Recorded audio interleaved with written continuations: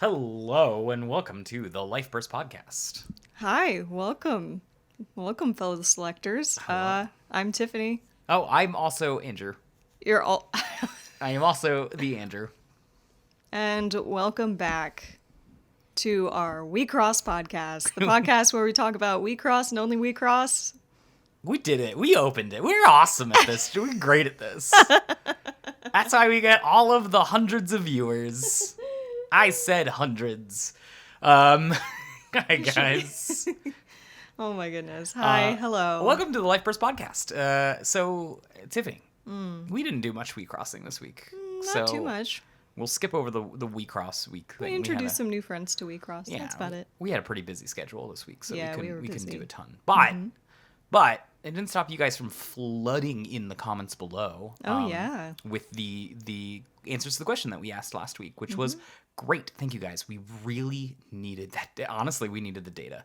Yeah. So thank you. And if you guys don't mind commenting down below, keeping that conversation going, it would be great. The comment that we'd like to know, the question that we've got for you guys this time around is, what do you guys think about this new Japanese color change? We'll be talking about that in a second in the Rule change. yeah, there's a rule change. And also, what are you guys thinking about for color balancing? You know, just in your deck in general. That's the other topic that we're going to be talking about today. Yeah.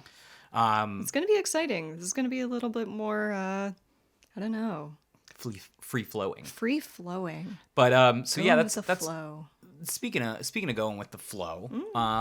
Answering all the comments that we got last time around. So it seems, generally speaking, what we thought was the Wecross meta was correct. A lot of people commented back saying what their favorite thing was that they played, as well as what like a lot of people in their locals are playing, and it was basically what we thought it was. Like about 50% like aggro, like 50% meta decks, right? So like people playing Tamago or Tama or various red archetypes, red beats archetypes, various white beats archetypes, various white, blue, black mid ranges, right? Occasional green sprinkled in. But generally speaking, it was that, and then the other 50% they were like whatever anyone wanted to play that week. So you do have this thing where it's just like with Wecross, it's very much like you've got like half the field playing some archetypes that we really know and really think are powerful, and the other half playing a Whatever they want. cool version of whatever center they want. Yeah. Which, honestly, is my favorite way to play. Yeah, this is great. I think that's, like you said, what you're always saying about Wecross. Variety is the spice of Wecross. It's true.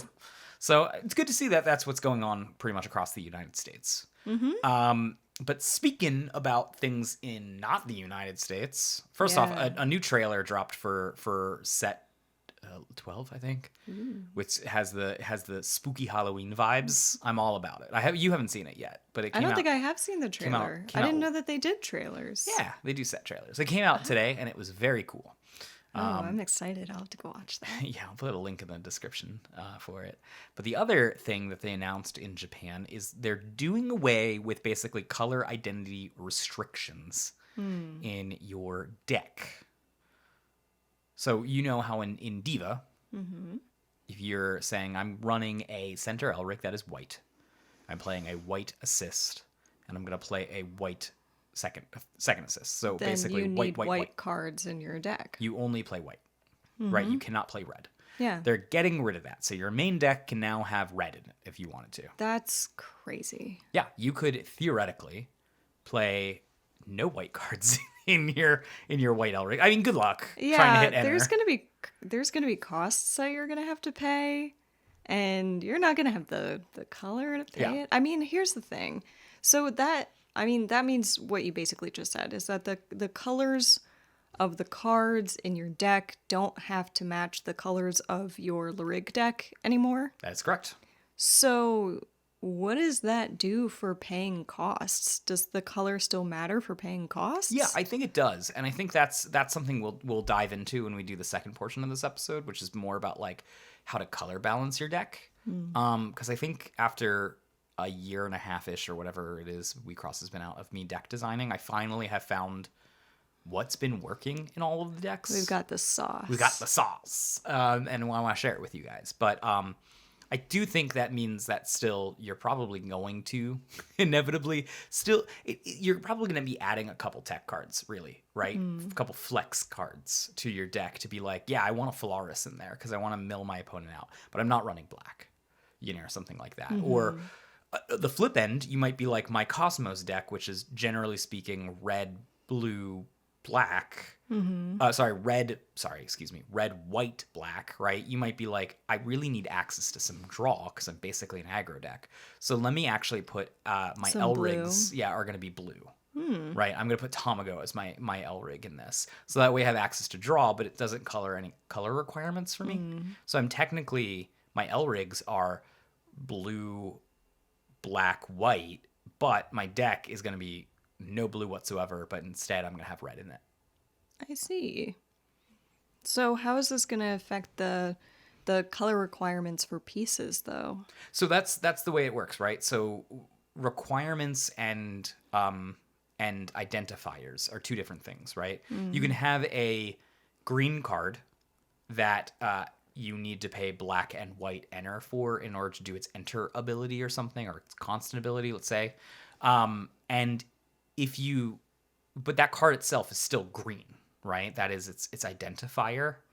So basically, no one cares about identifiers anymore, which means that if you have a piece, and these don't exist yet, but they will, I think, as of set 8. If you have a piece that is what the community has referred to as 4-color pieces, then you can kind of cheat and get away with it, right? So, for example, there's a piece that is the color identifier is black.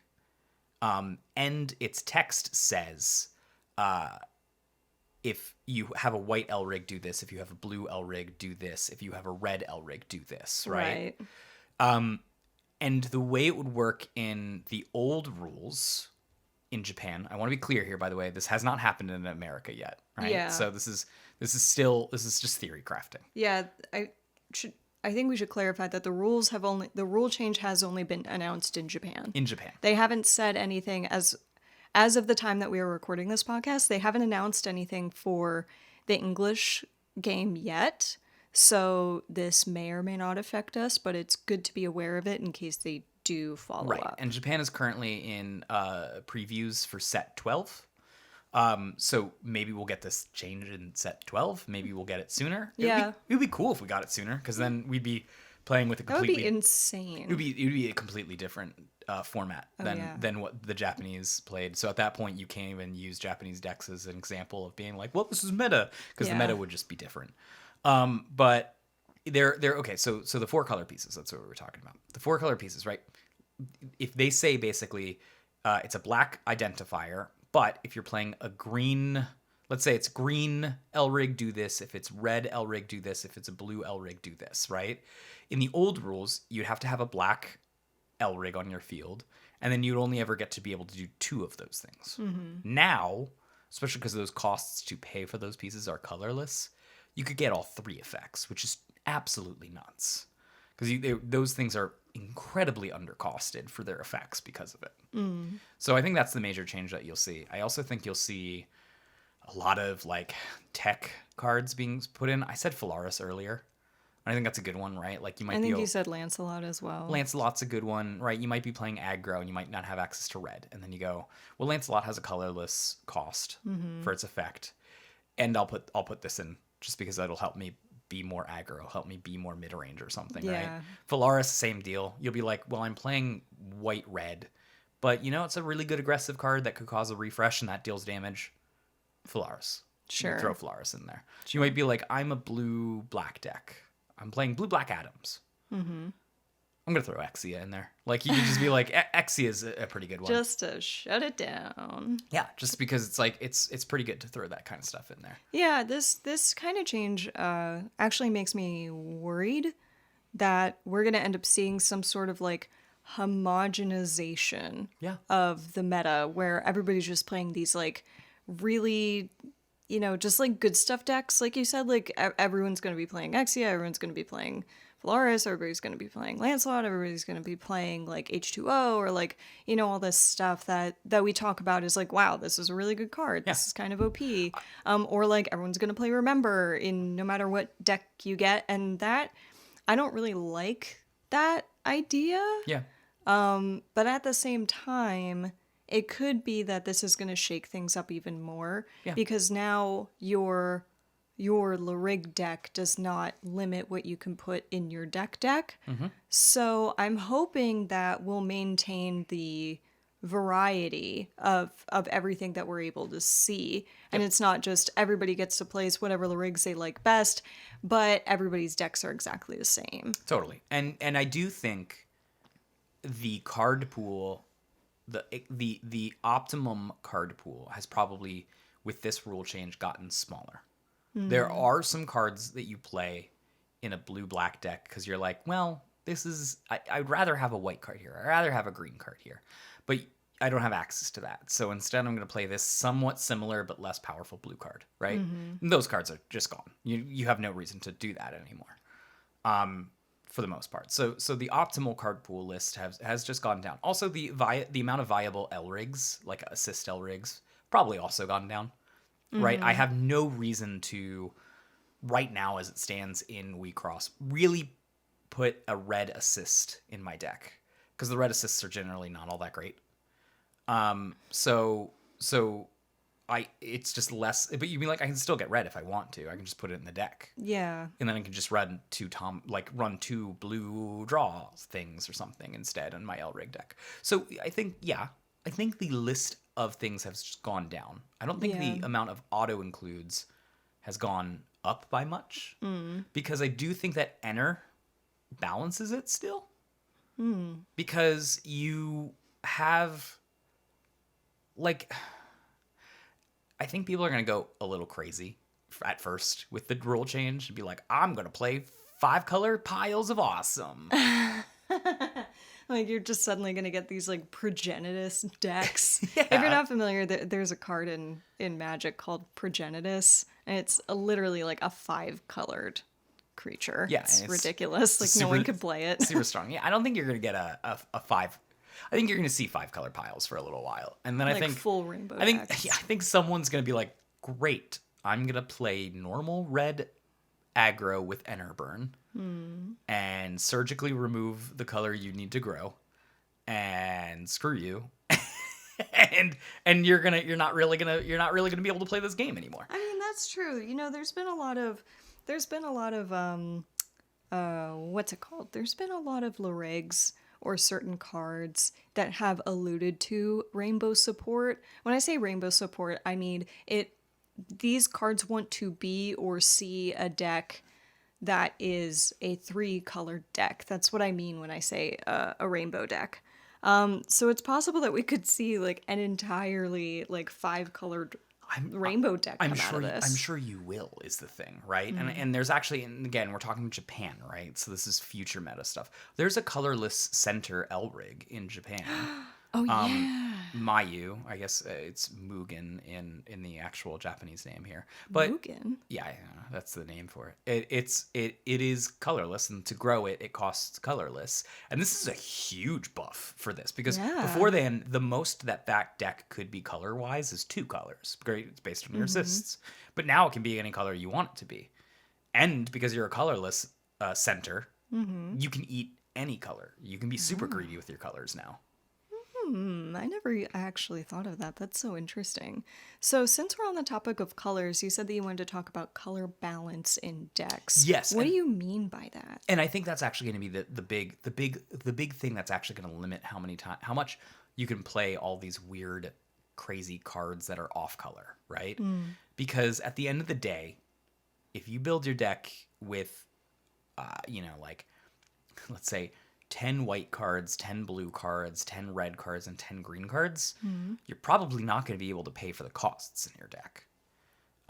Realistically, you there is a formula as to what works and what doesn't work. Right. And well, so you're talking about colors, but is that the same thing as curve, or is this a different sort of curve that players should be aware It's of? it's a bit different. So color, it's colors, and you want to play some colors on curves, right? Like for example, you need to on turn 2 have access to one of your center Elrig's color, so you can grow it, right? And that is, yeah, that's about playing it on curve. But there is also a certain amount of colors that you need to play minimum to basically see your colors just throughout the course of the game, right? And so I've played a lot of greedy 3-color decks now at this point, and I've played a lot of basically mono-colored decks at this point to see what the differences are between colors. And actually, one of the cool things that the knowledge I'm pulling in a little bit from this is limited draft in Magic the Gathering. Oh. So in Magic the Gathering draft, right, when you're building this deck, you usually, generally speaking, only ever make 2-color decks. Occasionally you make 3-color decks. But if you look at the amount of resources you put in, lands that you put in, the joke is it's 17 lands per 40-card deck. Almost half. Yeah. And the reason is when you look at why do you put almost half, you don't statistically need that to make your curve work. The answer is because you need it in order to ensure that you're hitting the correct colors at the correct rate. And that's the same thing here. So, for example, you have to have a higher number of your center Elrig color in your deck rather than your secondary color, because the secondary color is a flexible timing as to when you use that, right? But on your center color, you have to hit a certain amount of color on turn 2 and turn 3 in order to make your grows. So you need a higher number of those colors in your Of deck your regardless. center colors. Yes, Yeah. to ensure that you hit that grow cost. It feels really bad when you miss that third growth because of mana. Absolutely. Or sorry, not because of mana, because of ener. Sorry. So I'm gonna put up the little cheat image on the screen here during while we're talking. Cheating. So you guys can follow along with what I'm saying. But if you want to hit, you basically, the way that it is you got to ask yourself, how much of a certain color am I going to use in this deck? And then I have to make sure I hit these ratios. So for example, if your deck only requires you to grow to level 2 and level 3, and that's the only time you're ever going to use your assist, you're going to use your center Elrig color, right? You're not going to play any spells. You don't have any pieces that cost that, and you don't have any assists that use those colors, for example. Then there's a certain number that you have to hit, and the answer is 16. You have to put 16 in your deck 16 of the... of that color, Of that that center color. that center Elrig color. Okay. But the number goes up the more that you need to do. So, for example, in Bang, right, which is my main deck right now, I have to also pay green at some later point because I have to play Bang's ability, which costs green, which means that my total number of grow costs and Needs just to stuff, go up. instead of it going to be 2, it's going to be now 3, 4. So I need to pay for 4 green costs over the course of the game. Gotcha. So you're not just counting your grows, you're also counting your colored costs. Yep, that you're going to be doing. Which will still apply with the rule change. Yes. Like, it's not like the costs It's not like colors everything's don't free. matter. Yeah. Okay. So like you said, when you're trying to play, if the new rule applies and you're on Bang level 3 and you want to pay for its ability, you still have to pay green. Yep. You can't just pay whatever you It's want. not whatever, it's not rainbow time. So if you run a Bang deck, or sorry, if you're running Bang and you just have a ton of red in your deck, you can't just pay red to get that effect. You're gonna get, it's gonna be tight, right? Yeah. Now, granted, these numbers can kind of change a little bit when you are two ways, right? If you consistently face ener burn, you might need to inflate those numbers a little bit because you need to have cushion for what they're killing off of your ener. And if you are consistently playing ener charge, it goes the opposite way. You can probably cut down a little bit on those numbers. Oh, I see, because you're more likely to run into those cards. That's correct, yeah. Okay, instead of just trying to more or less like top deck them, Mm-hmm. or you would have to put cards into your deck Yep. that help you get those cards. Yeah, and there's also other ways to cheat it too. Like for example, Tama level 3, the black Signy. When that's in play, it says all your ener can also be black. They're dual colors, basically. That makes sense. So that allows you to cheat on that a little bit too. But, Oh, yeah. But let's take this bang for example, right? So bang it costs 1 green to grow. And then it needs 2 green to grow on the second time around. That means that your ener is now up to 3 green cost. Then you are probably going to be wanting to play Osagetsun at some point, like on turn 3. So that green cost now goes up to 4. And then you are saying, I also want to play 1 Parajulius, probably. And that's generally speaking what my bang deck does, just through playing it often. I'm like, all right, I need to basically hit 2 of those abilities. So my number goes 1, 2, 3 for grow costs, now 4 and 5 for the other costs that I do through a course of a game. And then Bang's ability itself costs green, so that's 6 and 7. So looking at that chart, how many green energy you need? And you're playing green, so you can probably cut down on some of that stuff. Because you're going to be ener Because you're going to be ener most charging. likely. Yeah. And my rule of thumb is basically for every 2 ener charges you can successfully do in a game, you can probably cut the number that you need. 2. 1, I think. So I consistently hit that ener charging with my life bursts and the Bang's ability itself, and I've got Sheeran I also run in the deck. So generally speaking, that number can come down to about 22 for me. But that's basically how you do it safely. Gotcha. And then you also follow this up with the secondary color? Correct. And So this is going to be the other part of your deck. Correct. So if you are, because the secondary color is more flexible in terms of timing, you don't have to pull the trigger on Machina on turn 2 or it could be turn 2 or turn 3. You might have a black spell or something. You might be like, all right, this is something that I'm going to wait on. You might have a piece that you're saying, yep, I want to use Miasma Labyrinth. So you look at the black costs that you have, and let's keep using my Bang deck as an example here, just because we're talking about it. It's basically saying I want to use black as follows. 1, I'd like to use it in my my piece, which costs 1 black. Okay. I'd like to use it in my my Machina Smash, which costs 1 black. And I also have 1 spell black that I want to use. Gotcha. Which means that I'm going to have 3 black ener costs throughout a 3 game. ener needs, so you're going to need 10 black cards. Bingo. At least. Yep. And again, ener charging or ener burning can cause those numbers to go up and down. Right. But it's a good rule of thumb to do. And then you've got a flex, which means that you could either do a third color, or you could probably put this into like your main color or secondary Correct. color. Or in the Japanese, the Japanese rule change, that would be how many cards, now that we know we need this much for our primary color, this much for our secondary color, how many cards can we play as flex slots?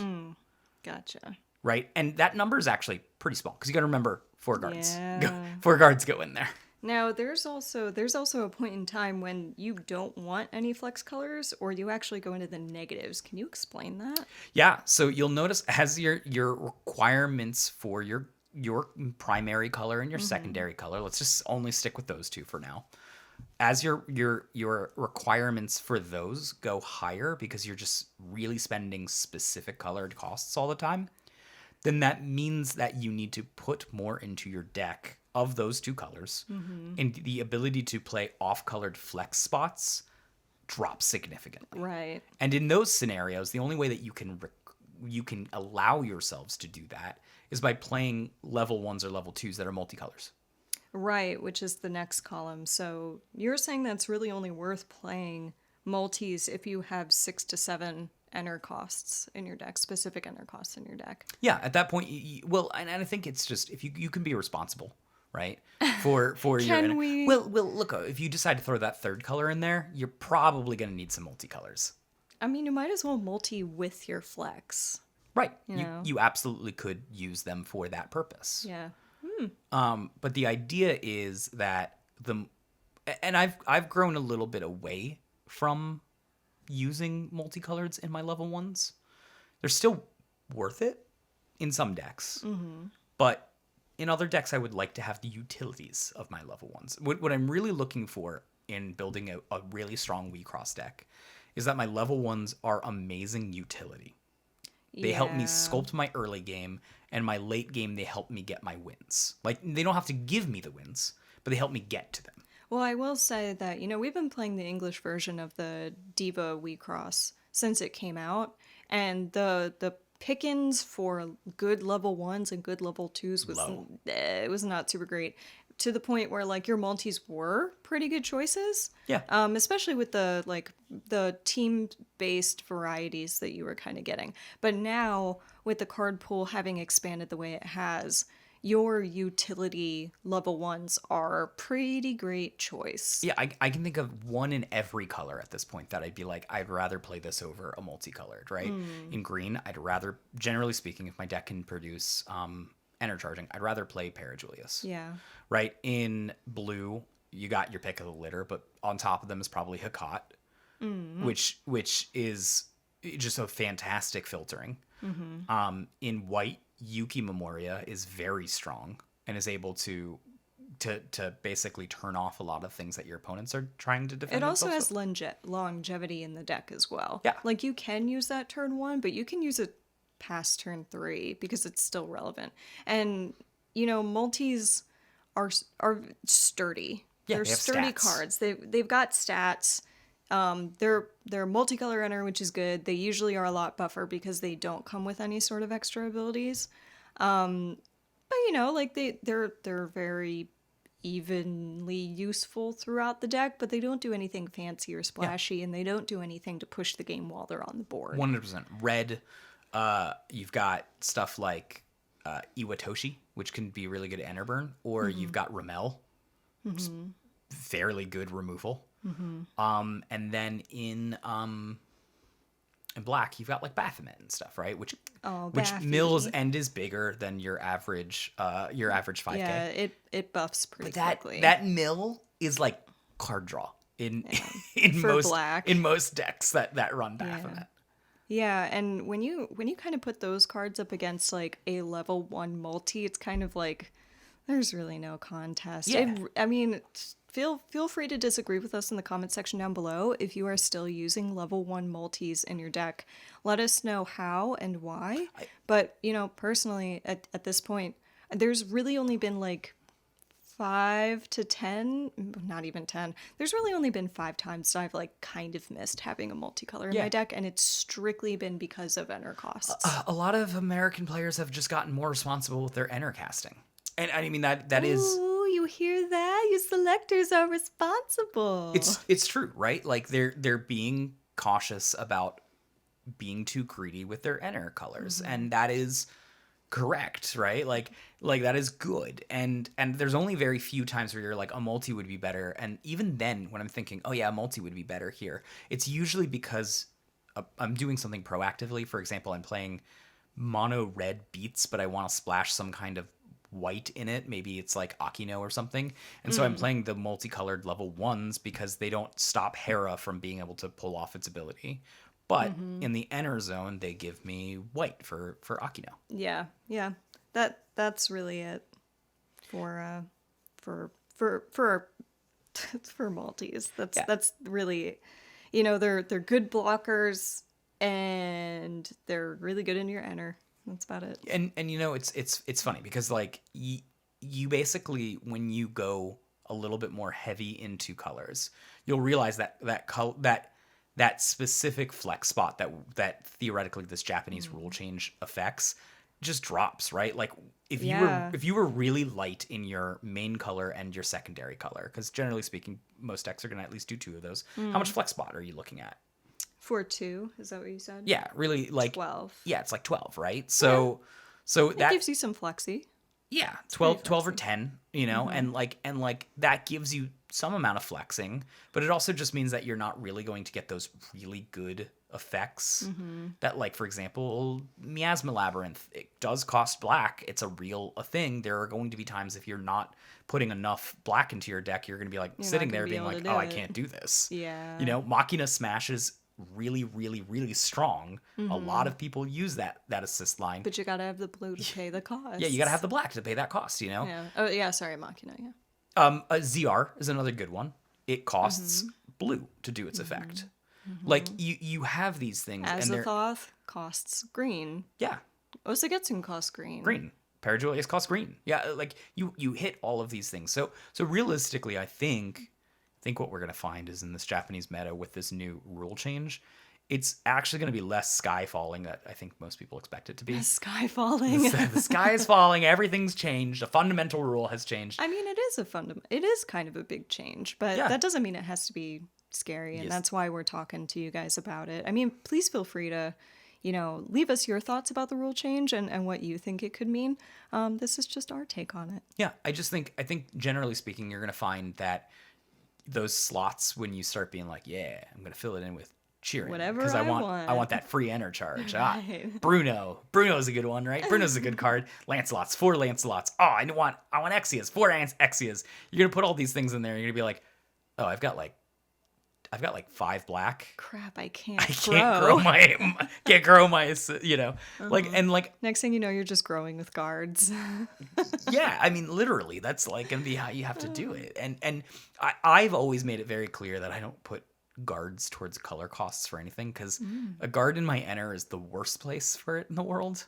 Yeah, I'd you'd rather- rather it be in your hand or Yeah. actually in your life cloth. Yeah, it's Really. better in the life cloth. It's better in my hand. And if it's on the field, I'm sad. Very sad. But at least it did a job. If it's in my ener, it just means that like that's just extra sad. It's fine there. It's multicolor. I get it, but yeah.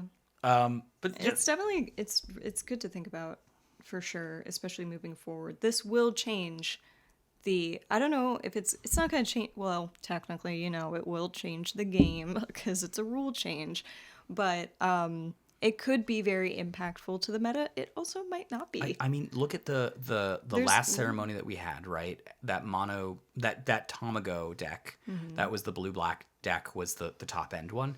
Look at how much how much blue ener they spend per game, if you're playing that. And the answer is it's close to 7 or 8. Like it's like ridiculous how much blue ener that thing uses. And then count how much black is in the deck, and you'd be shocked when you realize it's like 5 to 6. Like cards total. Total. Because you're like, oh, they really need the blue. Yeah, and honestly, kudos to you for putting together this pretty easy to read Excel sheet. Yeah, it's basically just saying, like, again, It's the sauce. if your main deck is going to be using this color, you need to use this many.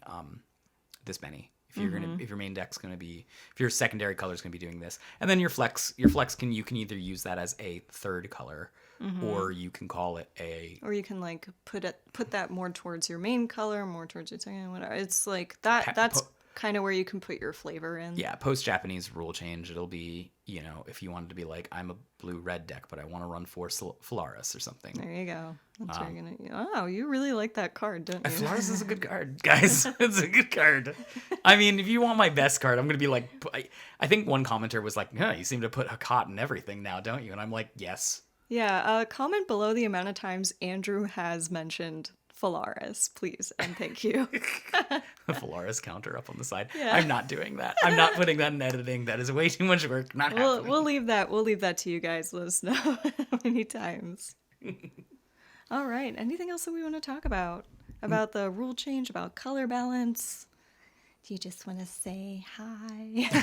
I'm just that's all. The numbers that I came here to are just sort of like, I've played a lot of decks that I've created, and a lot of times I'm like, oh shoot, I didn't put the right amount of colors in this. Whoopsies. So it's all just sort of like hard learned numbers. And then playing green recently has been a trip and a half because I'm like, Well, yeah. it's weird. I'm like, I could cut down more. I could do it. I could get away with it. I'm responsible. No, but I'm not. Like, the thing is, like, there's so much blue in it already that's extra, that's in that flex. It is that a flex shockingly blue deck I've got, for like, a center green Lurig. Currently have 7 blues cards in that deck. And I'm like, I don't have any blue costs. It's just, I just Why? got a couple blue cards because they're good. Because they're good. Yeah, flex spots. Like I said, flex spots. Flexy, so flexy. It's a lot of flex, though. Yeah. Yeah, but I think if you know the amount of colors that you're going to be spending, you can make those calls and confidently be like, It's weird, right? Like there's a green deck in Japan right now that's running 16-ish green cards in the main deck. Yeah. And then you look at it and you're like, that's insane. That's crazy. You're a green Yeah. deck. You can't do that. And then you look at it and you see how much ener charge is just naturally in the deck, as well Oh. as how little actual green costs there are. And you're like, oh, I guess you can Oh do yeah, that. I guess that does make sense. And you can like cross check that with your little chart as Yep. well. All right. Sounds good. Well, I don't know that I'm ready for this kind of a rule change just yet, but Me neither. it would make more sense for them to just go, if they're going to be making this rule change, to go ahead and apply it now instead of making us wait literally 6 more sets to do it. Yeah. Like, but they might decide to do that because it might not be relevant Yeah. for the game until that time. It is until an announcement's made, and trust me, when that announcement is made, we'll bring it up. We'll You tell will know.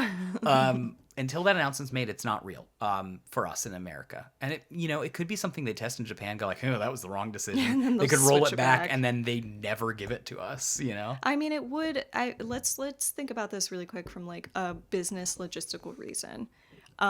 They might, take a while to decide whether or not they're going to be applying that rule change to English Diva because of all the translations and printing and, all this extra cost that goes into bringing that game to a different audience. Whereas in Japan, there's a lot less of that sort of like language barrier And happening. then also you got to remember the old rules for Wecross pre-Diva, so we never experienced it. That the construction rules don't exist in terms of colors. Oh yeah, that's right. They could play whatever color they wanted to. Oh yeah. If anybody out there that is listening right now has played or does play like the All Stars format, how does this rule change make you feel? That would be really interesting to know. Well, something I think Tetris was talking a lot about on the Discord was that you can basically play this combo that is what is it? It's actually really good in All Star, where it's Death Ray. It's a piece called Death Ray, and it's another piece called Go to the Top. You know what Go to the Top is. But you can basically play Death Ray, which does a lot of things, like for like 2 ener. But among the things that it does is it ener burns your opponent for 3, and then like opens up a ton of lanes. And then Go to the Top is ener burns the opponent for 3. And allows you to find that your best card. So you end up basically playing this super powerful combo where you're like, you can't do anything about this turn. Even if you Xenocluster, it's really not going to matter very much here, So it's an interesting sort of like burst of damage that you can do. I actually think it's pretty cool. You think this rule change is cool? Yeah, I weirdly enough think it powers aggro. I think ener burn strategies get better. Yes. I also think it allows aggro. A lot of control decks can kind of play the game slower and piece out their ener, and because of that, they can play a little bit more ener greedy decks, and they can basically play with all the best cards that are in Wecross. Aggro can't always do that, but now allowing aggro to very easily slot in some good cards that it couldn't normally could be good. All right. Yeah. Well, 2 sides of the coin. Let us know how you guys think the rule change is going to go over. If we get it, remember, it has not happened yet, so it's not necessarily something you have to worry about right now. We're just giving you a little food for thought in the meantime. A lot of people were asking about it in the comments on various videos, so I thought we thought we'd address it. It is a big pretty interesting. change. Yes, sorry to interrupt you. Yes, it is a big change. It's pretty interesting to think about. But in the meantime, you just keep crossing, keep on crossing the W's. And we always hope you flip those life bursts. Flip them over. Thank you, everybody. Bye.